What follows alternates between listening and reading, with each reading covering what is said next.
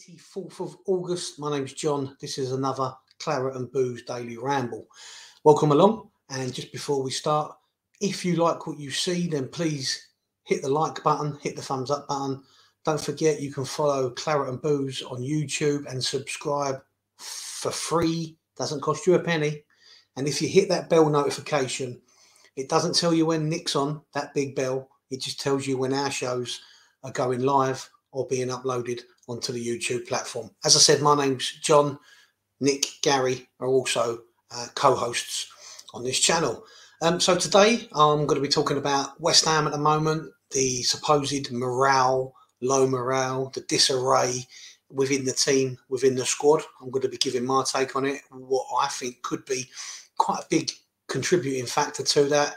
But first of all, I'm going to talk about our new signing. So, you know, I've recorded this last night after I've been at work in the cab in London. And, you know, it wasn't much of a secret, but eventually Emerson has signed from Chelsea. The initial fee is believed to be around £13 million with £2 million of add-ons going forward to the fee over to Chelsea. Fantastic addition to the squad. Fantastic addition, hopefully, to the starting 11. Going in at left back, we know that Cresswell's legs have gone to some degree. So Emerson will be quite possibly, hopefully, taking Cresswell's position going forwards. We know what he brings. He's a fantastic player. He has got loads of experience playing for Santos in Brazil, Palermo in Italy, Roma in Italy, Chelsea, who we bought him from. He was on loan at Lyon last season. Fantastically strong player, Italian international. I think he's got around 30 caps. He's won all sorts of honours with Chelsea. He's won honours back in Brazil. He was part of the European Championship winning team with Italy recently. So for me, a great addition. He's already endeared himself to the fans. He basically said that West Ham's a big club. He knows all the history behind the club. And when he found out that West Ham United were in for him, he couldn't wait to sign. Saying all the right things, you know, saying all the things that the fans want to hear. And I'm sure he has a picture of himself back home in Brazil wearing a claret and blue West Ham top from when he was about 6 years old. So on that, I'd just like to say welcome, Emerson. Hopefully you will hit the ground running, as I'm sure you will. You've got a vast array of experience, and hopefully you can, you know, start on Sunday and show us what you're made of away at Villa. Okay, I thought I'd throw that in there because it's obvious news. The main reason I made this video, or was going to make this video, was going to be my take on the current situation at West Ham at the minute. We know the problems that we've experienced after 3 league games, 4 games in total, 3 league games. The problems: no goals, no points, no wins, no draws, 3 straight losses, bottom of the league after 3 games. For me, at the minute, I think people are quite rightly worried. I'm concerned to some extent. I'm more concerned with the manner of the defeats against City and Brighton.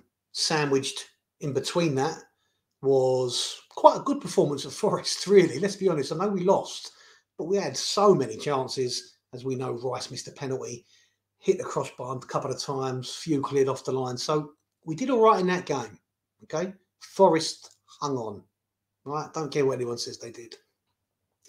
Man City, most people wrote that off before the game started, or we're going to lose.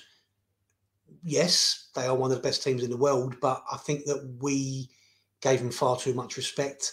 We backed off too much. We didn't lay a glove on them, basically. And then we had Sunday's game, which for me was far, far worse.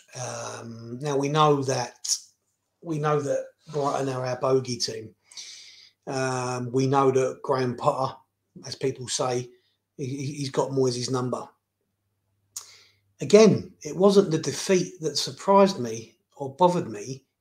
The biggest disappointment for me was what I saw was a lack of effort and a lack of desire.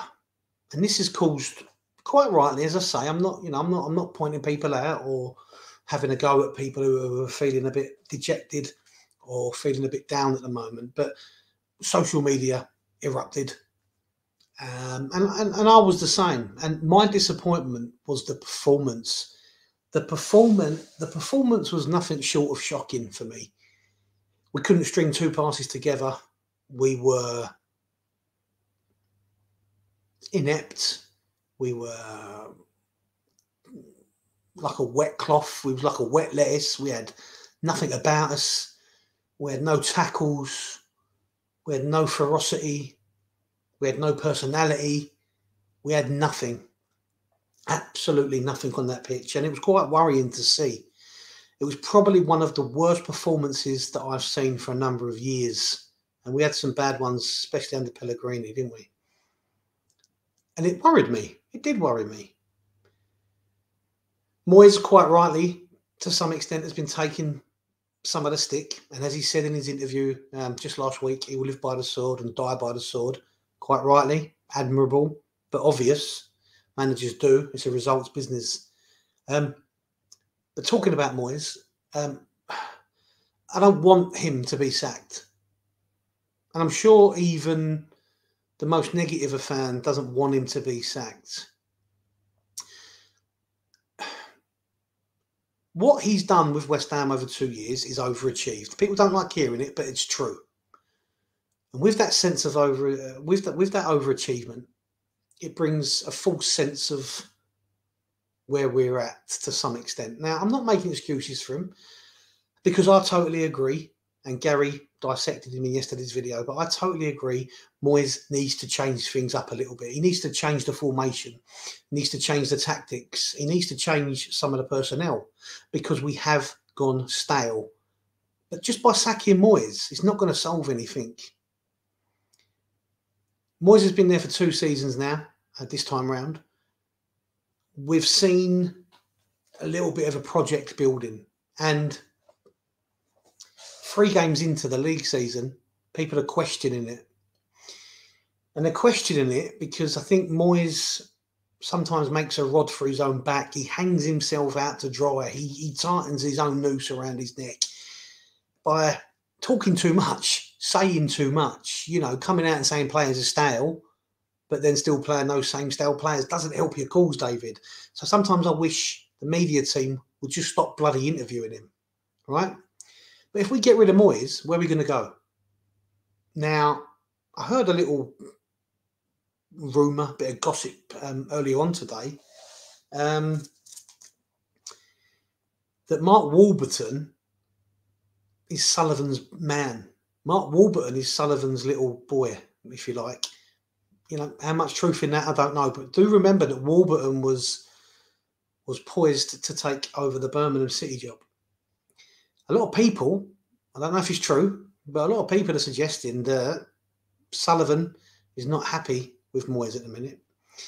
A lot of people are suggesting that Warburton is there because if and when Moyes goes, Warburton will step in to the role, whether it be as a caretaker for a short time or straight in as manager.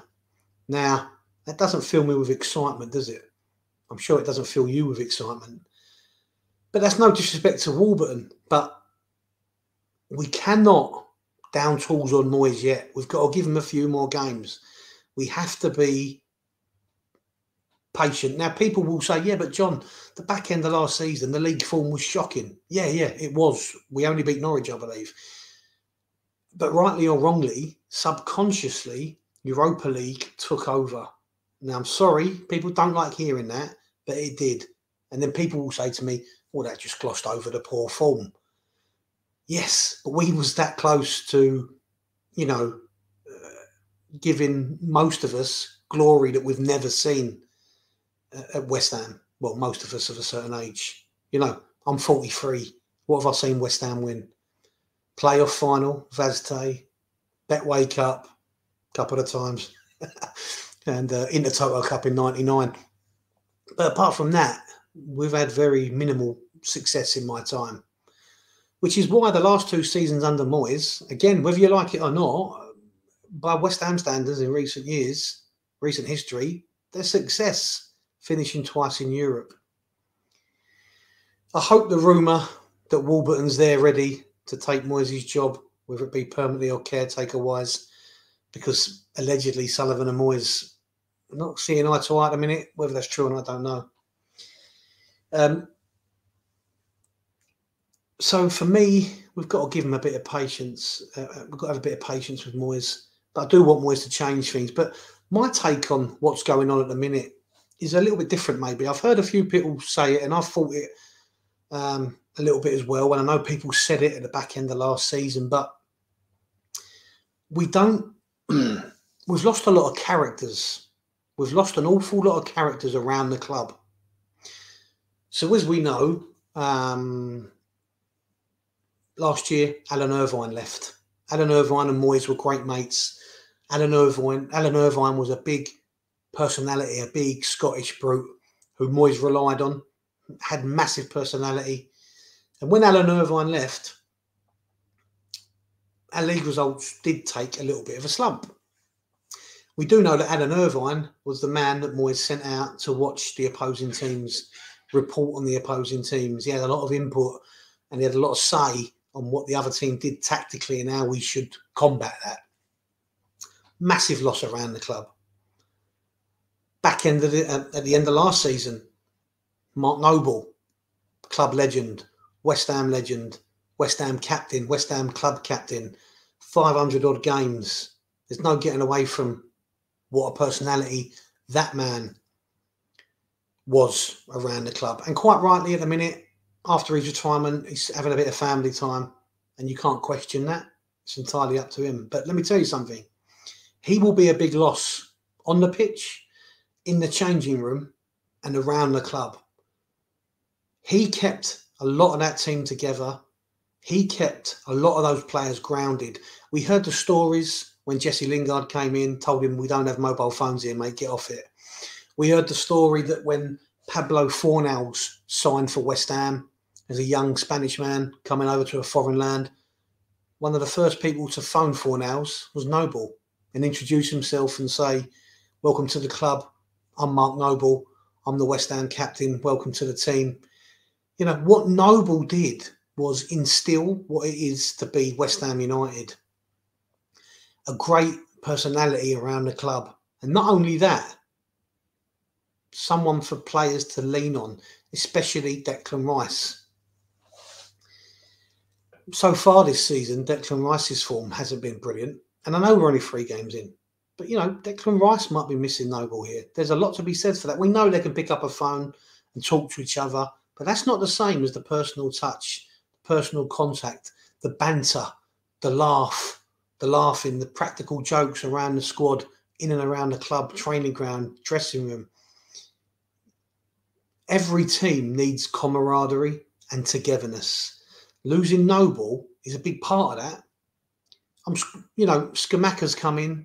Some of these new signings, Aguerd, Finn Downs. You know, has anybody greeted them like Noble would have done? Has anybody put their arm around their shoulder? You know, told them what it is to be West Ham? You know, it could be a contributing factor. So that's Alan Irvine, gone. Big character. Moyes reliant on him. Players probably a little bit in fear of him.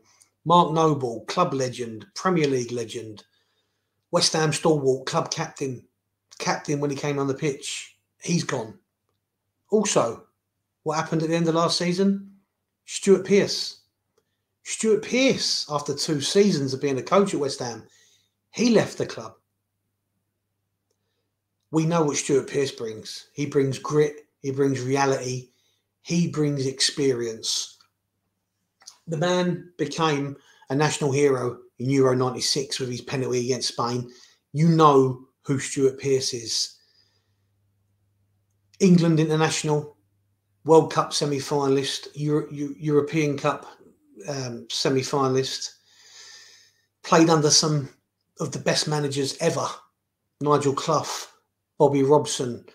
A man who demands respect, and a man who players will look up to because of what he's achieved in their game. And also, don't forget, a man who played for West Ham at the latter stages in his career, who the West Ham fans took to their heart very quickly. You know, what did he play? 40-odd games in total, probably. He knows what it is to be West Ham. Big personalities. Alan Irvine, Mark Noble, Stuart Pearce. Disappeared. Gone from the club. But what I was surprised to hear in one of Declan Rice's interviews, he mentioned some of the reasons that maybe things aren't quite right. He sort of alluded to it. I'm just trying to find it here. He alluded to the fact that, where is it? Trying to find it, sorry. I've lost all rhythm here. I'll find it, don't worry. Hang on, I've got it here somewhere.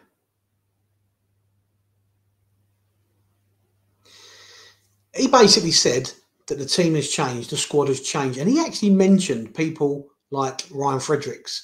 He mentioned David Martin. Now, people might go, well, they weren't part of the team. They never hardly played any minutes. But they were popular characters around the camp. If you remember David Martin, when he made his debut against Chelsea and he kept the clean sheet, the players were, it was like he won the World Cup. They was all over him. They loved him. He must have been a big personality. And coming alongside that is, you know, he's part of the squad. In some ways, he was probably a bit like a sounding board, because if you remember rightly, he was a big advocate of mental health, men speaking if they had any issues. So he would have been a sounding board for a lot of the players. He would have been somebody that anyone else in that squad could have gone to, spoken to, and maybe got some advice. And the fact that Declan Rice has alluded to him being a part of the loss of the atmosphere around the club speaks volumes. Ryan Fredericks the same. You know, we know Fredericks had his injury problems with West Ham. But again, Rice is talking about him. He was a big personality around the club in his time there. A very likeable character. Always gave his all when he played for West Ham. But as I said, unfortunately, injuries curtailed his success at West Ham and his appearances as well. So it's very difficult to replace all of that. And you can bring in 6 or 7 signings that we've made so far. Good signings, good solid players who know, in my opinion, who will make a difference to the starting 11 and can all go in to that starting 11. But you've lost some personalities, some big personalities.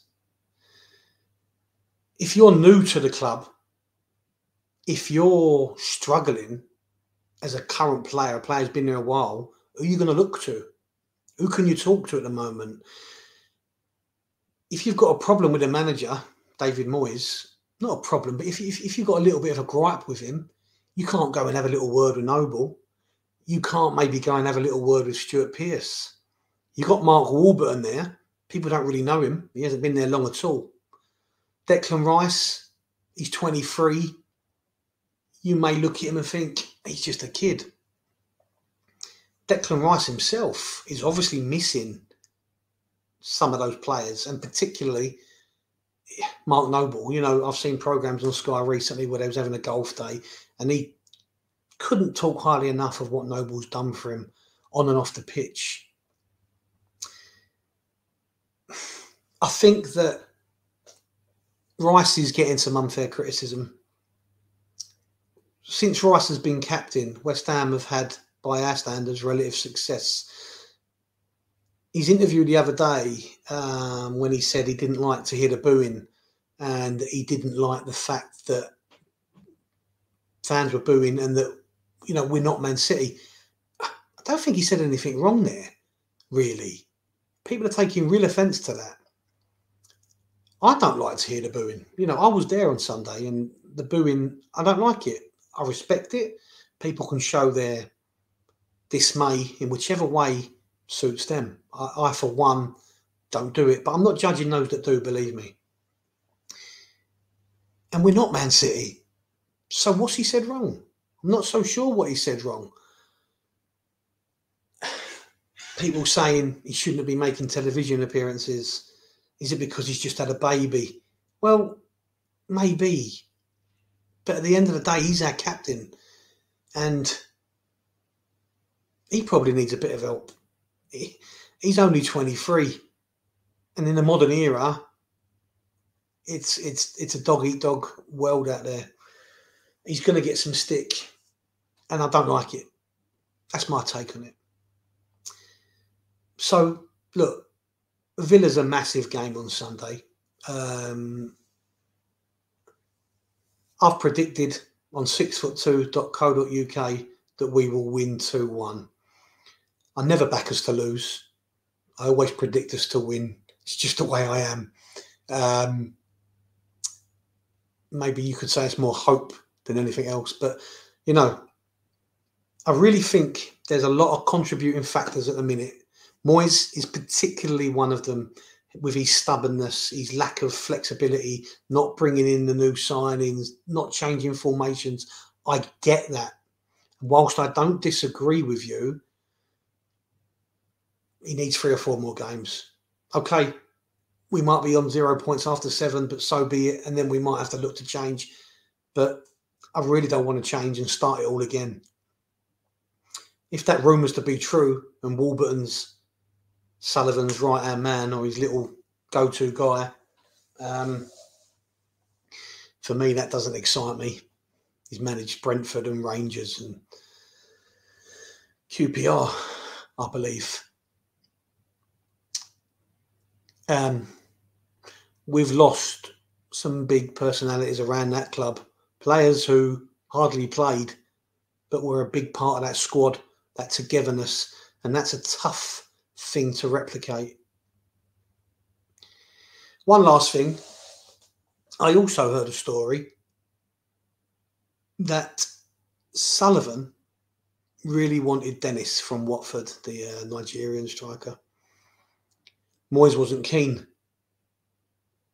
Apparently then Sullivan went to the reporter, the journalist, Damien Lewis, is it, who writes for the Mirror, and basically told him about this and said that this is all down to David Moyes and his dithering. Now, whether you believe that or not, I don't know. But as somebody said to me, is this Sullivan getting his monster munch hands involved in the transfers again at West Ham? Anyway, look, I'm going to move on. I'm going to close the show. It's been a long one for me and I'm knackered. If you've got any comments, please make any comment you want. You can say anything you like within reason and I will reply. If you agree, disagree or not, that's fine. If you do like the show, as I say, please give it a thumbs up. Don't forget to follow us and subscribe for free on our YouTube channel, Claret and Booze. And if you hit the bell notification, you'll know when we're going live. The next show will probably be done by Nick. Now, if you know Nick, he's a happy fella. So watch out for that one. Anyway, my name's John. This is Claret and Booze, and onwards and upwards. Come on, you iron.